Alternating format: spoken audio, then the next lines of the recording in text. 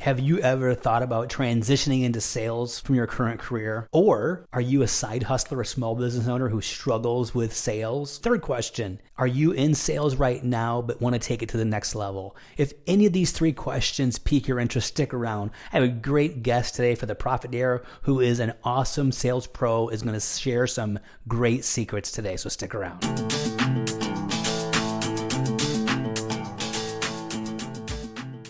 Welcome to the Profit Dare. I am Tim Kaiser. I am super excited today. I have a special guest, my friend Joe Graham, who is a sales pro, and he's going to help us talk about getting into sales, doing better at sales, and refining the sales process. So, Joe, welcome to the Profit Dare. Could you tell us a little about yourself and what makes you a sales pro? Sure. I fell into sales, honestly. Anyone that becomes a pro at anything starts out as someone just trying out, learning, growing, becoming the person they're supposed to be. So I'm a 20-year overnight success when it comes to sales. That's kind of how I frame it. And really, I just learned by trial and error and finding the niche and helping people and getting to the point where it wasn't about me anymore. In fact, the first time I went to do a sale, and I say this a lot if you've heard me talk before, but I've said this before, I've literally the first person I saw to looked into him, I said, I can't do this. I don't know what I'm doing. I had a flip chart, so I'm dating myself, and this is for Home Depot, and they're like, bro, I'm gonna buy from Home Depot anyway. I love it.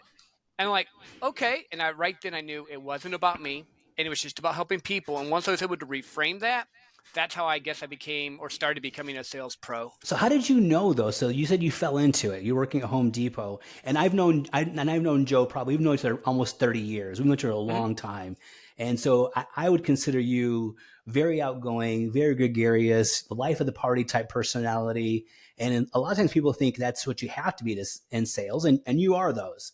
But how did you know you weren't in sales to that point? So how did you know? Yeah, I think I can make a career out of this. Um, the company I was working for downsized. It was the only job I could get, and I had a family, so I had to just take the risk. And life is about risk. Like when I asked my wife to marry her, it was a risk. When I went overseas, it's a risk. When I do anything, it's a risk. And I just took that step out and did the risk. But here I want to caveat this because I do have that personality, but I'm actually very introverted, which I know sounds Oh, funny to a lot of interesting. people. Yeah. I can literally go and control a room, control a party, do all that stuff. But if you follow my content, you'll see I do a bunch of walks, I do stillness practice, I do a bunch of stuff that I have to recharge by filling back up. I don't feed off of people, Hmm. and a lot of actually really good salespeople are that way too. So if you're introverted, you might actually be really good at sales because people think that introverts don't like to talk. No, we just like to talk about things that are very important that we're passionate about. That's kind of the caveat there. But it was I didn't know. Like I took a job at Home Depot and I'm going through the motions and I'm trying stuff. And then the second week I sold a roof for 11,000 and got the biggest check of my life at that time, which was a grand, which right now if I got a check Hey. for a grand, I'd be pissed. But at that time I was working in like $1,000 was like 2 weeks worth of work at the time. I made it in like 11 minutes. I'm like, holy crap. And then I'm like, well, wait a minute, there's something here. And I started learning how to help people find out what their problem was, solve it for them, and I got paid. I'm like, cool, this is a win-win. This isn't like the TV where the sales guys are trying to screw them. I don't have to screw anyone. Well, Hmm. once I could do that, then it was just those principles of I'm going to help as many people as possible. And I kind of kept growing and moving, and I shifted from doing like in-home sales, roofing, windows, siding, to I did oil and gas sales, talking to the top 5% of income earners in the world and pretty much busting their butt on being able to make an investment because super high risk investment in oil wells. Moved into corporate America, was a worked for a Fortune 100 company where I was the top closer for the past 5 years, won the President's Circle, and now I've just taken another role with a different Fortune 100 company, and I've just learned and grown. But it was that whole process. I wasn't great to begin with. I had to get mentors. I had to listen to podcasts. I had to watch YouTube videos. I had to get dirty and actually have the conversation and talk with people and mess up and say the wrong thing or learn as I grew. And then you just get better at it. And I think that's with anything you do, podcasting, talking with people, finance. Maybe you don't do sales right now. Maybe you have a job. When you first started that job, you're going to have some stuff you got to deal with. Then as you grow and build and become, it gets better. Like today, Tim and I were talking. I thought this was funny. I had my whole studio set up, and for some reason it wasn't working. So I'm in my daughter's bedroom, right by her bunk bed, but we're still jamming. And I've Yeah. done this with multimillionaires because I have a podcast as well, and Tim's been on and he rocked it. And I've taught it's sales is just helping people and talking about their problems, their needs, and what they want, not your solutions or anything until you earn that right. Yeah, that's great. So yeah, I want to chime in right now. So yeah, if you haven't listened to Joe's podcast, 150K podcast, it's super awesome. It's high energy and it's very helpful. So if you're a podcast person, and I checked today, yeah, up to 174 episodes, man. You're crushing it probably weekly, right? Weekly episodes. And you said something earlier. So as you said, you would classify yourself as an introvert, Hmm. and you said you learned sales. So I'm gonna go out on a limb here and say if someone is sitting in the cubicle here, or they're in a job that they don't really like, and they're like, you know what, I need a job that's going to pay well. We both know sales pays well. Hmm. It's a very well paying job for people who do it correctly. So is it safe to say you think sales is something that can be learned? It's a behavioral thing that you think if you do the right things, is that a fair statement? Yeah, anything can be learned. Yeah. Now, everyone has skills and talents. And then you take your skills and talents and you keep enhancing them and growing and becoming the best you can be. Are you going to be the Michael Jordan of it? No, but if you learn systems and processes and you learn what the rule is called knowing your numbers, you can win. So maybe, Tim, you're better at talking and interacting with people than I am. But if I'm talking to 200 people a day and you're talking to 100 people a day, I'm still going to make more money than you because the law of probability. And then Yes. all it is once I get my numbers down, then I lift my skill level up so that I can get better. And then if I talk to 200 people, maybe now I'm closing 20, where in the beginning I was closing 5. And it's just that it's I say this all the time and it's kind of funny, but success is boring. It's Mm. doing the right process over and over again, knowing the right results. It's not the flash in the pan stuff you see on TV. It's not the mental manipulation. Now there is neuro NLP. There is different, Yeah. psychological things you can do, voice fluctuations and all, but that's not really what makes sales happen. Sales happens because people like, trust, and believe that you can Mm. solve their problem. They don't care about your business. They don't care about your solution. They don't care about anything until you've earned the right to solve their problem. And then your solution works for them. Great.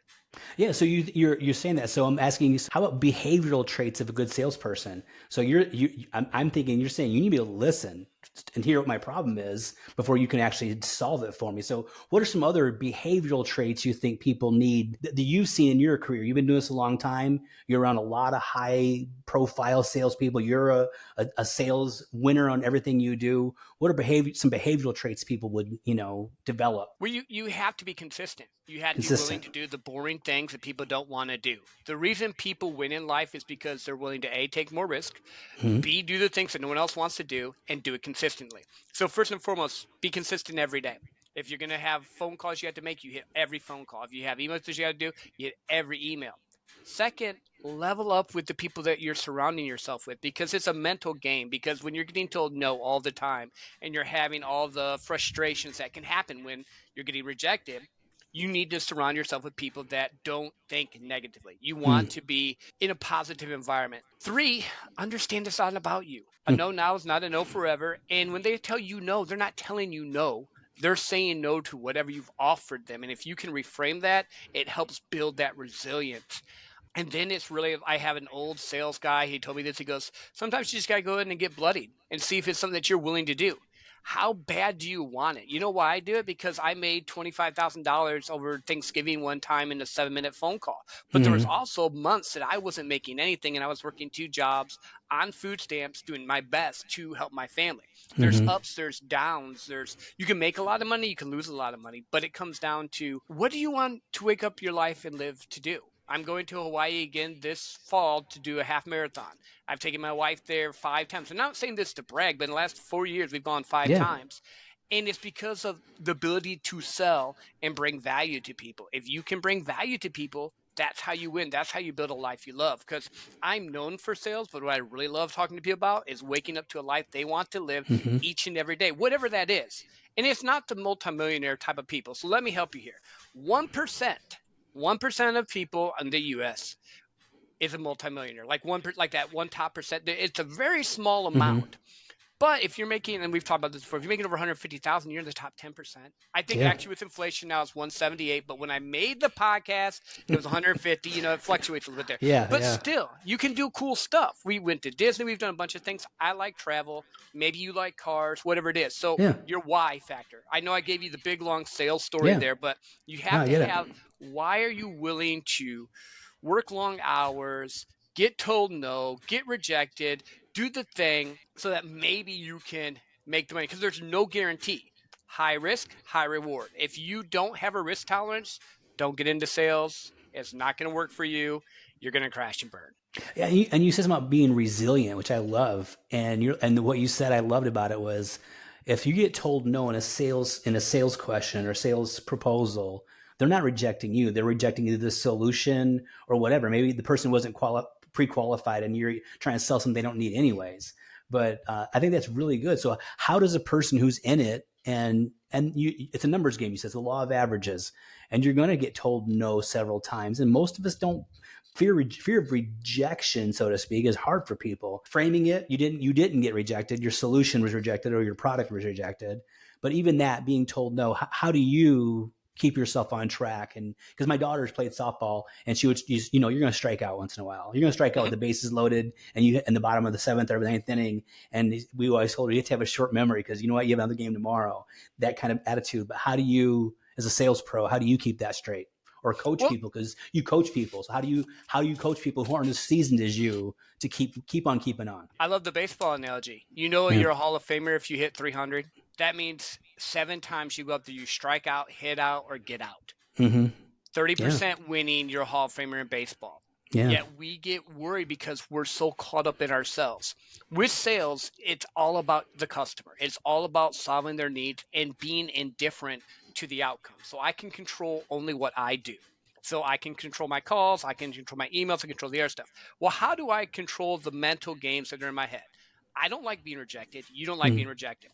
Right. Self-care, developing yourself, leveling up. That is how. You need to have time each and every day where you're going to build yourself up. If you're a person of faith, it might be prayer. If you're not as much a person of faith, it might just be a stillness practice. If you get in movement and in flow, because when your body moves, it helps release energy and negativity, like that type of stuff. Like you see me walk a lot. Sometimes you got to get movement and flow. You got to figure out what is it's going to fill my tank and let me come back the next day to do it. And then it comes down to your why. I know it's repetitive and it sounds simple. No, it's great. But it's hard because I don't like getting told no. And I've gotten told no. Now I'm 20 years in sales, hundreds of thousands of times. Sure. Yeah. For sure. But I've also made companies millions of dollars and made hundreds of thousands of dollars. It comes down to, what is your dream? What do you want to do? Like you know me. You've known me for years. You knew me. I met my wife at your youth group. It was great. Thank you for that. That's amazing. Sure. And here's the crazy thing. I'm thinking about it. I was a country boy. If you would have told 20-year-old me that I would be in a position where I'm at, where I'm in the top 10% of income earners in the world, where I'm traveling around the world, where I'm talking to multimillionaires and I have access to them, one, because I'm selling some of them, and two, because of the pockets and different stuff, I would have said, you're crazy. And I'm sitting here going, I am 2 degrees separations from like people that know Elon Musk, people that know, and it's not like a bracket. It's just like, it blows my mind. Perspective. It's a perspective. Yeah. Where you can be taken from, I grew up in Hartford in a little country town. And when I first was married, making $30,000 a year was like, wow, I'm making $30,000 a year. If I can make $60,000, oh my gosh, this would be great. I can't make $60,000 now. I wouldn't make it. But at that time, it's that perspective. So let's go back to sales. In the beginning, you're learning, you get your first sale, or you're doing a side hustle or business, same type of thing. Because if you have a side hustle or business, you have to have sales, or you have a hobby. You build that up and you hit that first level, and you shouldn't be, when you first start, you're going to have this big idea in your head. And when you get there, it's like, that wasn't really that big. But at that time it was, because you had never gotten to that level before. Same thing in anything else that you do. Once you get to that level, then all of a sudden your eyes open up. You're like, oh wait, I can do more. I have that ability. Yeah, that's great, man. And so you had said a thing earlier too, I want to get to, and I want to take your take on this, is cold calling. Which I think fear of rejection is one thing people just don't want to do, but actually picking up the phone and calling somebody. What is your perspective as a sales pro on cold calls, through whether it's actually calling or emailing or knocking doors or however you want to word it? What's your perspective of that? I do it all. You Yeah. have to have the ability to cold call. And Hmm. it might even be just to feel better. I send them an email first. I'll say, hey, Tim, I just sent you the email. Want to talk to you about it. Did you get it? To kind of warm it up. But when you're doing a cold call, the reason, again, it comes back to you talked about the fear of rejection.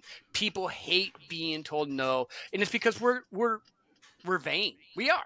We want to always be the life party. We always want to be loved. That's a human nature. That's not Yeah. negativity. It's just you don't Right. want that negativity, but you have the ability to change their life and help them. And if you go into it with that mindset that my product, my service is going to help them. So like I do sales coaching stuff. So if I'm helping Hmm. someone and I can take them from being an average, what I call draw dog, someone that's just barely hitting quota, to being at 160, 170% to plan every Hmm. quarter and they're doubling their income, I've just impacted not just their lives, but their spouses' lives, Yeah. their families' lives, Sure. maybe their parents' lives. I don't know what Yeah. world or who they're supporting. So now there's my drive factor. There's my thing. Because I honestly, I could go out and make a bunch of money and not help anyone, and that would Hmm. be easier for me. I Sure. do the podcast and the side hustle with the coaching because I want other people to wake up to a life they want to love. Like that's what the podcast was. I'm like, holy crap! I went to Disney World as a kid. I never thought I would have gotten to go to Disney World. I Yeah. took my family to Disney World. I'm like, this is crazy. Then I went to an event and I met my buddy George Bryant, and he's like, you're a unicorn. You need to do more of this stuff. You should help people. And I'm like, I guess I can because my wife even has to remind me this. What's simple to me is not always simple to other people. Just like That's you have good. gifts and Yeah. talents and things you can see Hmm. that's simple for you, but it's not simple. Like me working hard and making cold calls and doing all that stuff, it's easy to me now because I've done it. But in the Hmm. beginning, I was like, oh crap, I don't know Hmm. what I'm going to do. I'm worried. And the reason people are afraid of it is because they don't know what they're going to say. They don't have a plan. Yeah. If you don't have a formatted plan and you can't, maybe two caveats. One, when you're cold calling someone, don't pitch your business, don't pitch your service, don't pitch your project.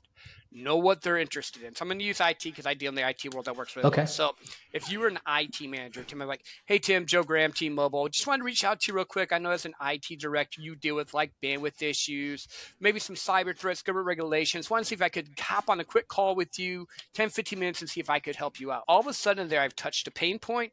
I Hmm. touched something that they're interested in. And I said, maybe I can help you out. I mentioned my business, but I didn't pitch, hey, Tim, my new tablets could possibly help you because we have the best 5G network. Or, I had worked with Cisco, Meraki, blah, blah. I didn't give them a product number. I touched their need. Right. Yeah. So let's talk about that. So you're doing this, and we talked earlier about side hustlers or small business owners, and a lot of times someone starts a business because they're good at a very specific skill, which you touched on, a mechanic or someone who can cook really well. They want to do a food truck, or they want to repair cars, or pick a thing. A person who roofs houses. But a lot of times they're not good at sales, and Mm-hmm. there's the idea that if I just build it, they'll come.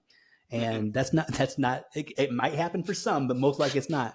No. How would you encourage people in that thing right now, either side hustlers or small business owners, to put on the sales hat? Because nothing happens until somebody sells something, right? Mm-hmm. and, Yep. and so how would you encourage that? You need to know every aspect of your business. How can you empower someone to sell your thing if you can't sell it? How can you trust it to someone else to come in and develop a plan or something that's your baby, that you're passionate about? So if I like my food, I should be able to talk about my food. If I'm a roofer, I should be able to talk to people about roofing. I need to be able to proof of concept it. Then I Hmm. can go and get a team and say, hey, I've been doing this. This is what's been working for me. Da da da da. And you don't have to be the best salesperson. You just need to at least understand it and get the ball rolling. That way, when your employees later on run into issues, and they say, hey, man, he said this, you can say, oh, I did that. I had to deal with that before too. Or then you can start bringing in people to help you and you can expand and grow. But Hmm. in the beginning, you're everything. You wear every hat. As an entrepreneur, you wear every hat. And here, I'm not going to give you a candy nice answer on this one. You chose to do it, so Yep. you don't get the right to yell at the spouse. You don't get the right to yell at the kids. You don't get the right to yell at the dogs. Hmm. You chose this life. So if you Yeah. choose this life, take 100% ownership. The great Yeah. book I read is called 100. I think it's called 100% Ownership by Jocko. Oh Um, yeah, I heard about that one. a Yeah. military dude. I think he was He may have been a Marine. SEAL, right? A SEAL, yeah. No, he Maybe, I don't might be a know. SEAL too. I Yeah. don't Yeah. Yeah. remember, but Yeah. great book. And it's just that ability first as a business owner, 100% responsibility is on you. And if someone has to step up, you chose it. So you do it. That same thing with sales. You Hmm. said to your family, I'm going to provide for you. So you need to make your calls. You need to do Yeah. your emails. You need to quit crying about the leads. It's not the leads, it's you. You need to level up. 100%. And once you get that there, that's when the magic starts to happen. And I know that's not nice and fun, but we're not talking dreamland. This is not Disney World at this point. Right. This is you're building that life you want. But on the flip side, work hard, play hard. Have a goal in mind, have a plan set so that you make your first sale. Maybe you take the wife to a nice dinner or the husband. I don't know who's Yeah. doing the sales thing. Yeah. You hit your first quarter. Maybe you guys go away for a weekend.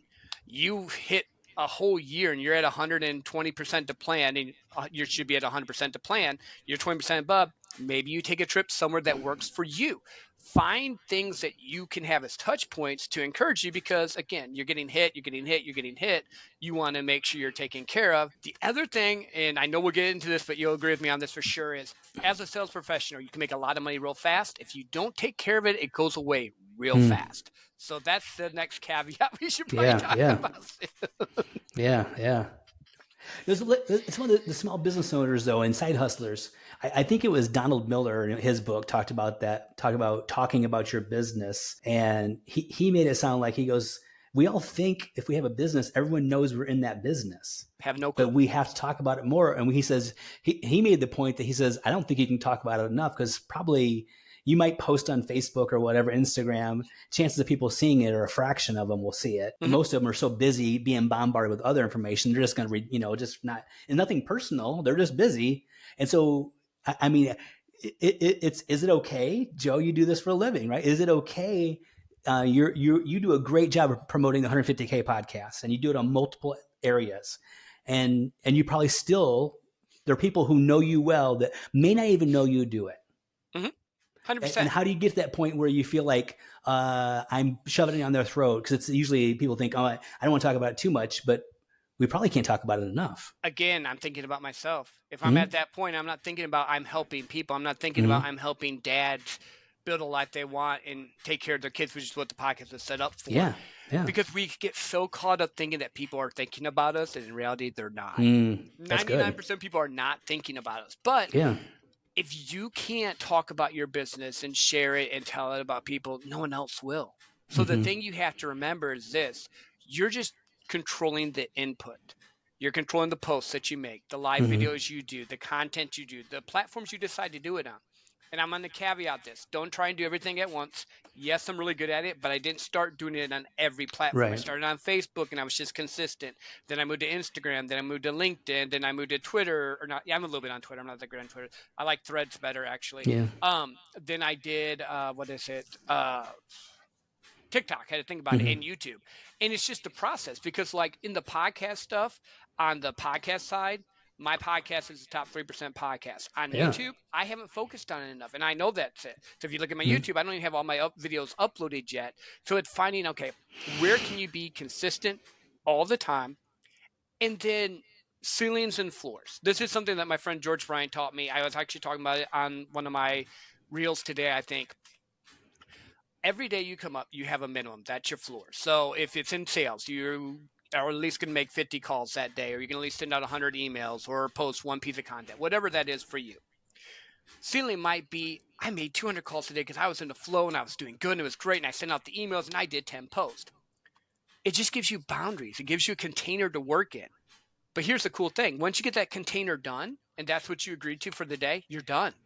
All you do is control the inputs. It goes out and it comes back. It's like the sower. You sow the seed, you plant the crop, you do the thing that gets people to get there. Like I literally had, and I've been on a lot of cool podcasts, and I literally had a friend on another friend's podcast say, Joe Graham is the best kept secret out there. And I'm like, I loved it because he was bringing me up. I was like, yeah. And I'm out, like I am out there a lot. Yeah, you the are. The other thing you have to remember to do is if you post content and you get a comment that's someone raising their hand, reply to them. Do not ignore them. And if you're not getting enough engagement and you get a like, DM them. Just say, hey, Tim, thank you for liking my post. What made you take a moment and stop and do that? If you really want to go extra level, do it in the video. Because one, you're going to get comfortable in front of the camera. Two, you're just talking to one person, so if you mess up, it's not as big of a deal. Yeah. But three, how many video DMs do you get on a regular basis? It distinguishes you. You're talking about getting in that space instead of just, oh, I'm a number, I liked it, I never heard anything. oh crap, Tim just did a video saying thank you because I commented on his post on financial freedom. Yeah. And then it builds the community. Yeah. Yeah, we all want to feel special, right? We want to feel like we're wanted and liked, and that's a good way of doing it. So, so towards the end here, Joe's his podcast. If you're in sales, I highly recommend the 150K podcast. He does some coaching and stuff. You can reach out. We'll get his information, and I'll put it in the comments so we have a way to contact him. But I want you to maybe talk to people who are in sales right now, and it's a tough job. Mm-hmm. And so there are people who are in it right now, and maybe they're struggling. And you have a couple minutes to like share your heart with them. What kind of message would you share to them specifically? Those who are already in sales and just struggling a little bit right now. Sure. First and foremost, are you putting in 100% effort, or are you blaming something else? Are you blaming leads? Are you blaming circumstances? Are you blaming family? Are you blaming stress? As a sales professional, you're choosing to help people. You're choosing to do this life. So evaluate yourself, find out where you're at. If it's you're not making enough calls or emails or reach outs, raise them up. That's all you can do. You can only control those inputs. If it's you are, but you're not getting the responses you want, find a mentor, find a coach, listen to a podcast, listen to someone that can help you craft a message that resonates with your audience, because it might be you're reaching out, but your message is not correct for the people you're reaching out to. Third, go to networking events and get around people that aren't going to let you deal with your crap. Because we all have it. We all have blind spots. And when you have the right people around you that are helping you, that's when you win. Community is huge, 100% ownership, make sure your message is right, and know your numbers. And again, we talked earlier, success is boring. It's doing the processes over and over each and every day. And I went from making $30,000 a year to over $200,000 a year. And this year I'll probably make over $400,000 because of the move I made. And you can just level up and grow there and build the life you love. Yeah, that what you said about the success is boring. Maybe and both of us are fans of the book Atomic Habits, and he talks about that. You rise or fall to level your systems and implementing those systems. So, yeah. So Joe, how can people contact you? What's the best way for them to reach out to you or hear your messages? Sure. 150K podcast is on every platform, wherever you listen, from iHeartRadio to Spotify, Apple, all of them. On Instagram, I'm Joe Graham Real. On YouTube, I'm Joe Graham Real. On TikTok, I'm Joe Graham Real. LinkedIn's my name, Joe Graham. I think it's actually Joseph on LinkedIn. And then on Facebook, easiest way is 150K podcast, because there's a bunch of Joe Grahams, but you'll see my face on there. But that's the easiest way. Yeah. I have a website. I always forget about it. It's called 150kconsulting.com. You can check that out there too. It has a video and some stuff that you can check out the podcast. And if you want to hop on a call, I give you a free 30-minute call. Nice. Very good. Yeah. I highly recommend Joe's consulting, coaching, and his podcast. So one final thought you'd like to leave with people that think maybe something we didn't cover that you're like, this is in the back of my mind, I want to share. It's your life. Wake up to a life you want to live and love. Don't worry about the influencers, the fake Lambo boys, or the people that say you have to be X to be happy. Sit down, write on a piece of paper what it is you want. If you have a spouse, get with them because you need to do it together. Actually do it separate, then come together, then build a plan so that you can live a life that you want to live and love. And don't worry what other people say, because it's not their life. They don't get a choice. It's your life. Thanks, Joe, for coming today. We say blessings to you and your family. I will see you soon with another video. Until then, I dare you to profit so you can practice, promote radical, revolutionary generosity. Joe, again, thank you, and blessings to you all.